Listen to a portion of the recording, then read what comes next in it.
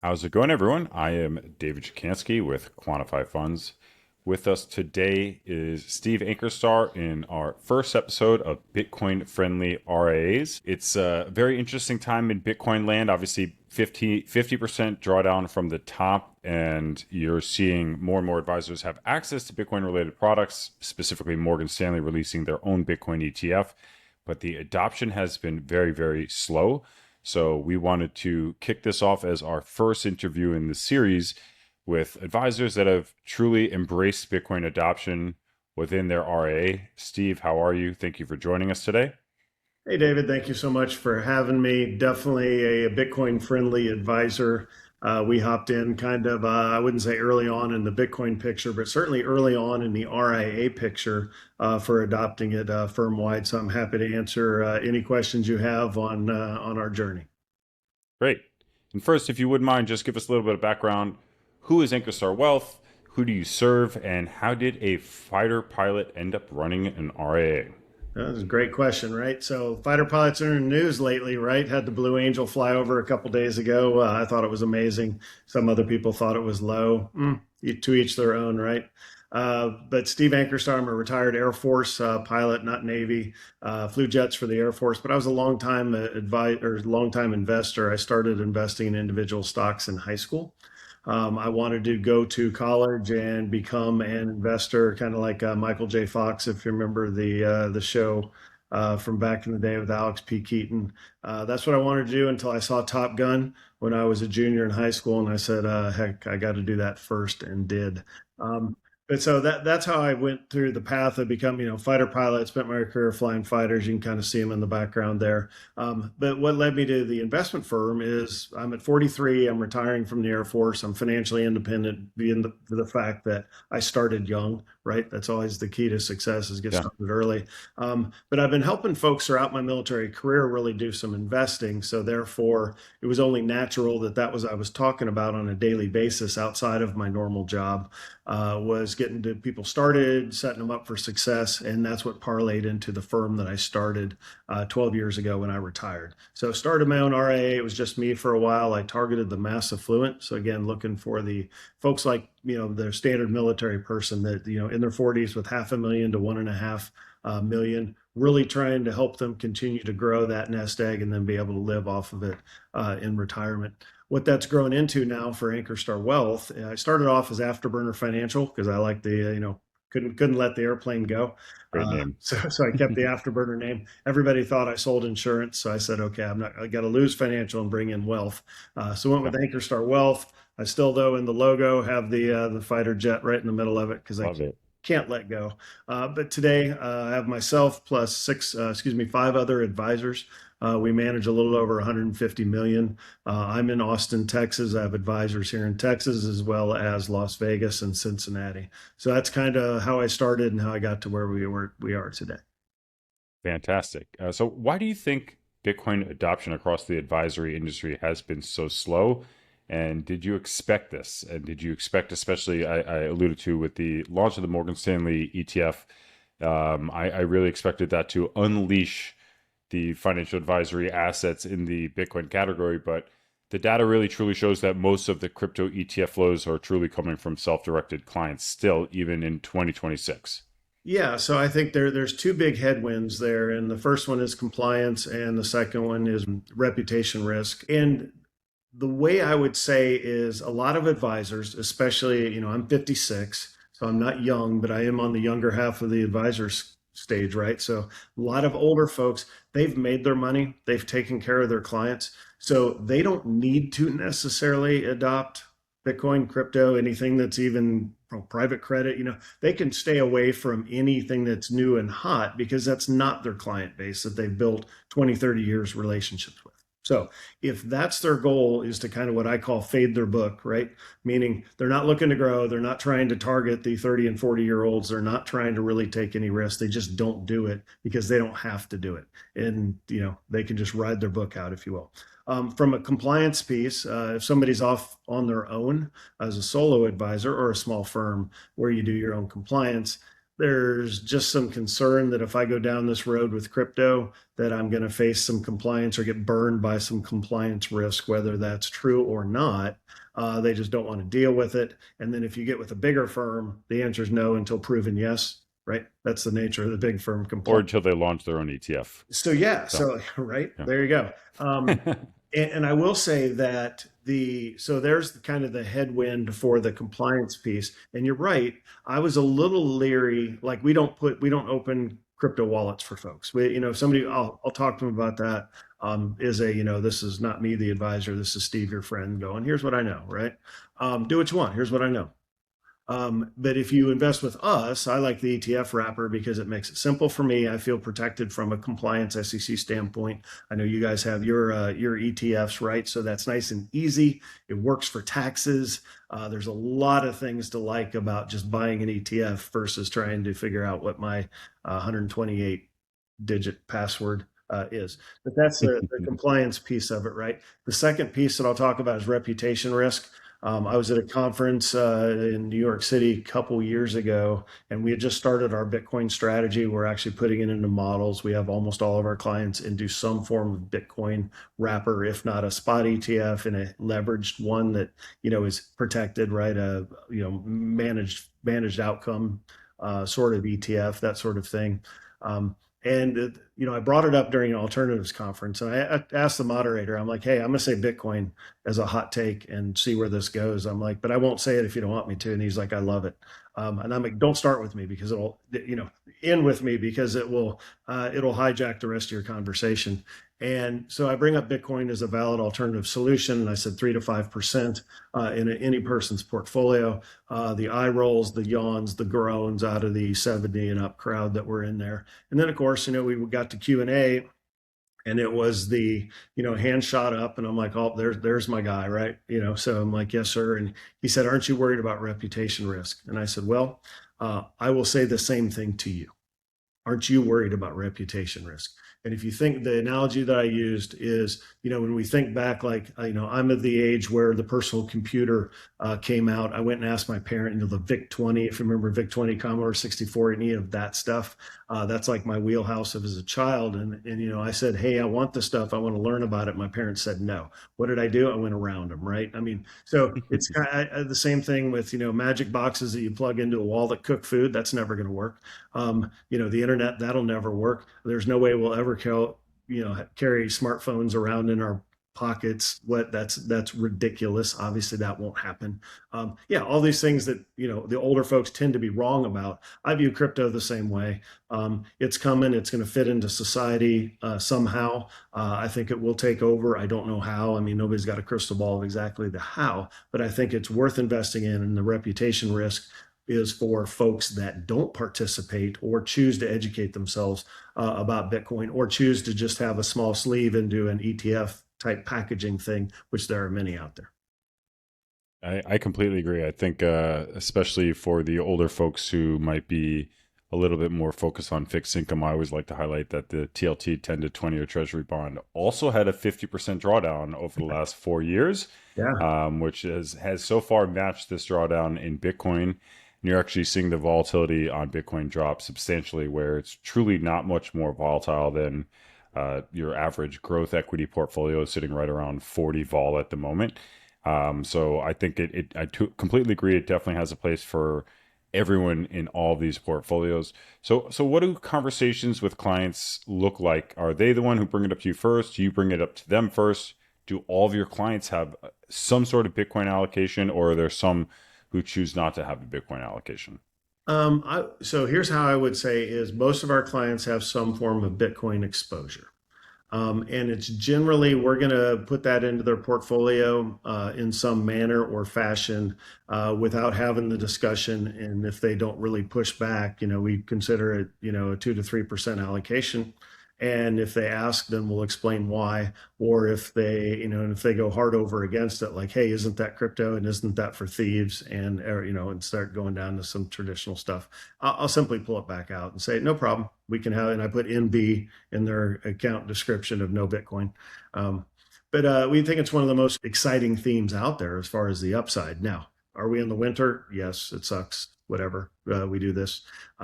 But you're right, from a volatility perspective, it's not really that much more volatile, if not volatile, than individual tech stocks that are out there that move all over the place too. So we encourage it for our clients. We don't force it upon them. The education piece is a challenge because at an RIA, you don't really have time to teach people to invest. If you do, you're probably not growing very fast because you're sitting on one with all your Yep. clients. But we do a lot of videos. We put out a video every day on our YouTube channel, Ankerstar Wealth. Check it out. And we do a lot of, we circle back to Bitcoin every now and then. Of course, when it's popular and going higher, we do more shows. But we look to do our teaching there, just kind of put some material out and say, make your own decision, like we do with all other investments, right? It's like, here's some education. Here's why we believe, make your own decisions. And if you want to allocate to it, we'd love to help you to figure out how much, right? So that sort of thing. And in what sleeve do you bucket Bitcoin in client portfolios? Is it an inflation hedge, a growth sleeve? We like to think of it almost as a store of value sleeve against currencies and currency debasements. But how do you fit it into your models, and what sleeve does it fit in for you? Yeah. So when I think of sleeves, I don't think in those terms necessarily. I think of stocks, bonds, or alternatives or commodities. It's not a commodity, even though kind of you could make the argument. I treat it as an alternative, right? It's supposed to not be correlated to the market, even though it's far more correlated than not. It's unfairly correlated, it seems. And with as the more you get the mixing of different ETFs, it's going to have some correlation to the market out there. But I consider it a true alternative, just like venture capital or commercial real estate or something like that. So I really separate it out. So we have our model, which we can trade the model, and then we have a chunk of the of Bitcoin, or if you want Ethereum, Solana, we kind of stay higher on the chain of crypto, if you will, as far as an allocation to a client. As far as so instead of its classification as alternative, what I would call the other things you were identifying it as is the thesis. Shout out, my CIO and I wrote the book Thesis and Conviction. It released this year. It has our Bitcoin story in it in chapter 4, but really breaking down what's the thesis for Bitcoin or any other investment. And then conviction is how much you own, right? So our thesis for Bitcoin has changed a little bit over time. I consider it as a store of value inflation hedge as my primary reason to own it. I used to think that it was going to be a international currency, and I think that thesis was true for a long time, with a couple of countries out there having it as their actual currency, that you would, be able to transact in Bitcoin around the world, especially if you had sketchy internet or sketchy access to banks, that sort of thing. Unfortunately, stable coins have kind of filled that niche fairly quickly, in my opinion. So therefore, it really goes back to, nope, it's an inflation hedge. It's a store of value. It's the reason to own it is, the government's running a deficit. Almost, households left and right are running deficits. Like everybody's running this big deficit, right? And it's not just the While markets are at an all-time high, what happens if we actually get a significant pullback? There's only one way but up on the printing press, right? Yeah, absolutely. We don't like pain. We don't deal with pain anymore. I'm former military, so I can say that. It's like, yeah, Yeah. pain processing was part of it, right? Yeah. Here you just go, nope, no pain as a government, and you print more, right? So I think the long-term currency debasement, not just for the U.S. but for other countries out there, is the reason to hold it. I still think it's a no-brainer holding, and then it becomes into how much. So. So you mentioned direct ETFs accessing spot Bitcoin. You mentioned managed outcome, I assume, with some downside protection for Correct. more conservative clients. What are your thoughts on some of the preferreds from the digital asset treasury companies? Is that something you incorporate from an income component in your models as well? Yeah, I've got some fresh burns on my fingertips from STRC and the whole strategy series.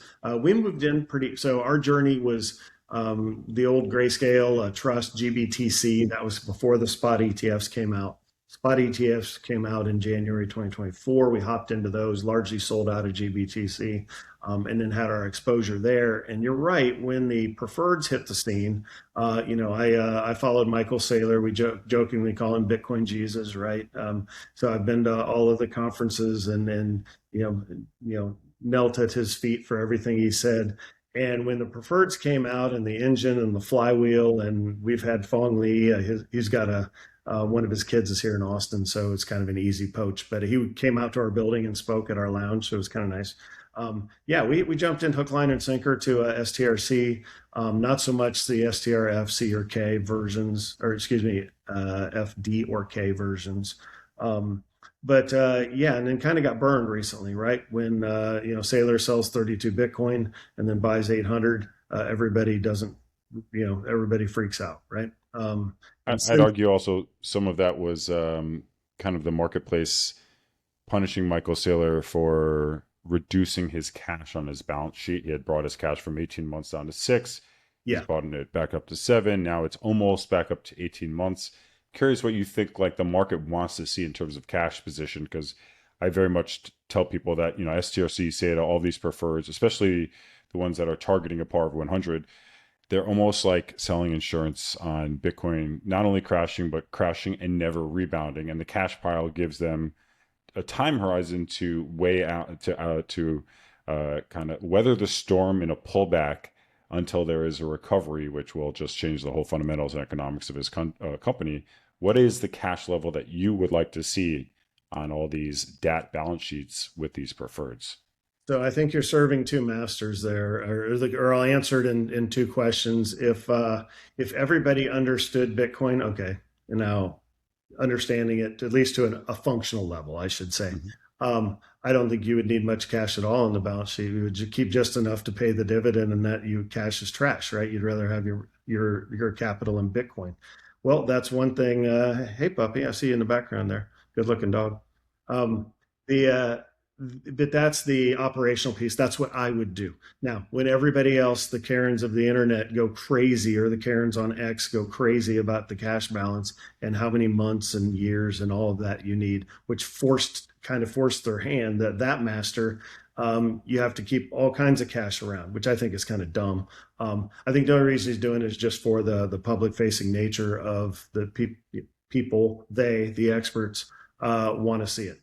So he's got to do what he's got to do. It's kind of navigating a very difficult challenge. I think it will be a while before we see STRC get back to par. And again, his par at 12% versus SATA being at 13. I would say par for STRC right now for a 13 yield is around 92. So it's down in the mid 80s. So I think it'll take some time. I think it eventually gets back there. I think they eventually will walk their dividend payout up to 13% to be on par with SATA, and I think that's a fair dividend for the risk. So right now, I'm actually more in SATA than I am in STRC. And I also like the daily dividends. That's easy to explain to folks. Yeah, the accountants might not like it as much, but, but I think The the amount clients of definitely paperwork like that it. that generates, but Oh my hey, they're gosh. doing it. So, and STRC's got to look in the mirror too. They're smart guys. It's just like, if you can't beat them, join them. It's either buy SATA, right? Buy Strive and say, listen, we're not playing this game. We only want to pay 12, but we can't have you out here paying 13. Or have a closed door meeting between the two going, hey, it's like the gas stations on opposite sides of the street. It's like, y'all need to figure this out. Have there been any clients that you thought you would have won that didn't because of how friendly your firm was towards the Bitcoin story? I can't correlate it, if you will. We've never lost a client over Bitcoin. In other words, Mm-hmm. we lose, most RAs are very sticky, right? You clients love you. That's why they're there. You do hard work for them and they stay forever. That is almost everyone's RIA experience. And we're the same.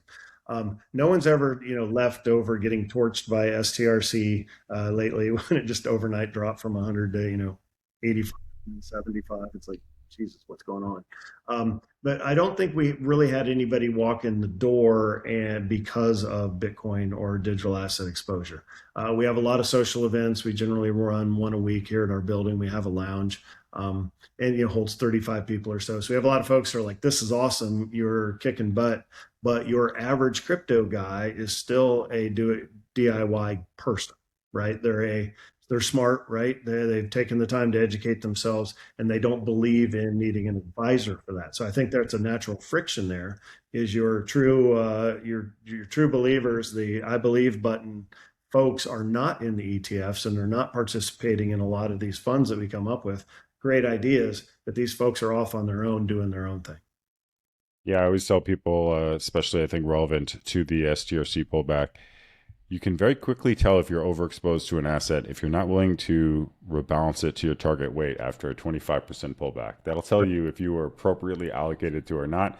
In a more derivative or in a more income oriented portfolio, what might an appropriate weight to STRC or SETA as a whole or as a category be? Yeah, so we were doing 50%. So Mhm. 50% in there, and then like 25% in treasuries, and then another 25% in either short term or high investment grade.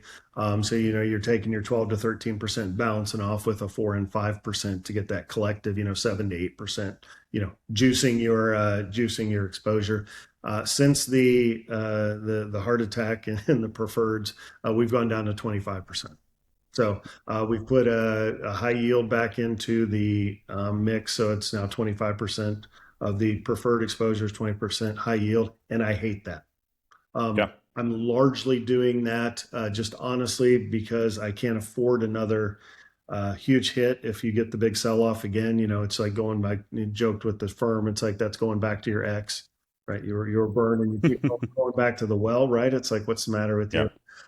So we're taking it easy as we go back in. I believe personally, I never left. I have our firm funds in STRC, right? So I raised investor money. It's a decent amount.